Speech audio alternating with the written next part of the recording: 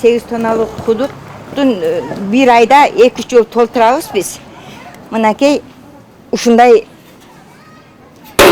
шартта жашайбыз.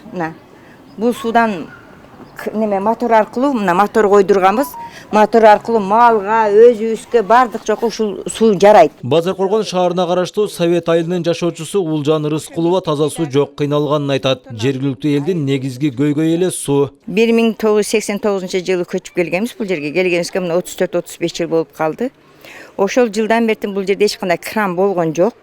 Акма суулардан ичип жүргөн күндөрүбүз болду. Анан кудук курдурдук. Кудукка сууду скважинадан водовоздор ташып берет. Ар бир немезе ушу 500 сомдон 800 сомго чейин. Мына Кудайга шүгүр, ушу мамлекетибиз ойлоп, ушул элдин камын көрүп таза суу чыгарып берем деп атыптыр. Ушул ишке ашпесе биз дагы жашоо шартыбызды жакшылап, тазалыкты мындай колго алып, өзүбүз дагы жакшы жашап калат элек да. Бизде мына Совет айылында эң эле көйгөйлүү биздин көйгөйүбүз ушу таза суу маселеси боюнча. Таза суу маселеси боюнча биз жергиликтүү бийлик тарабынан жогорку бийликтерге кайрылабыз, көп жерлерге кайрылганбыз.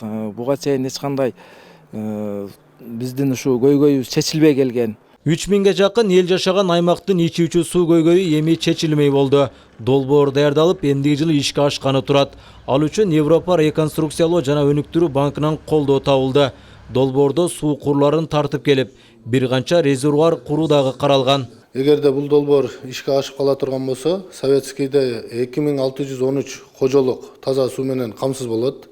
Шаарыбыз таза суу менен камсыз болот. Андан сырткары биз техникаларыбызды, водоканалдын техникаларынын бардыгын жаңылайбыз. Биздин водозаборлор ремонттолот. Ошондой эле биздин иштебей калган канализациябыз ошолор алмаштырылып, бизге саркынды сууларды очистной сооружениябыз башка жерге жылдырылып, жаңы курулат.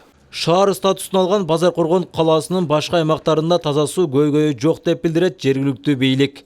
Ильяс Турдубай уулу, Буркан Матов, Базаркоргон району.